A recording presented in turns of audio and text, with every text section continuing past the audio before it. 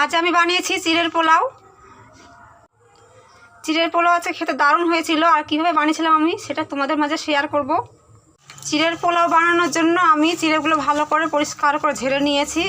চিড়েগুলো এখন আমি ভালো করে ধুয়ে নেব। চিড়েগুলো ভালো করে ধুয়ে আমি জল ঝরতে দিয়েছি। গাজর আর ক্যাপসিকাম আমি ভেজে নেব। এখন লবণ দিয়ে ভাজবো। আর কিশমিশ আর কাজুগুলো ভেজে তুলে নেব।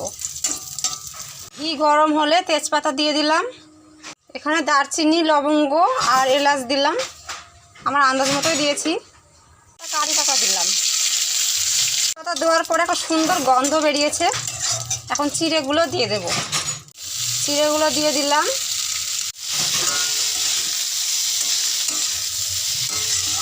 আন্দাজ মতো লবণ দিলাম, চিনি দিলাম।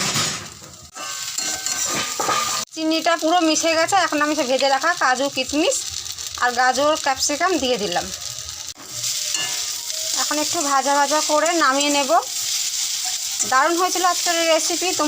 আর এই চিড়ের পোলাও বাচ্চাদের খুব প্রিয় একটি রেসিপি। যদি আমার রেসিপি তোমাদের পছন্দ হয় তাহলে লাইক ও কমেন্ট করো, শেয়ার করো ও ফলো করে পাশে থেকো।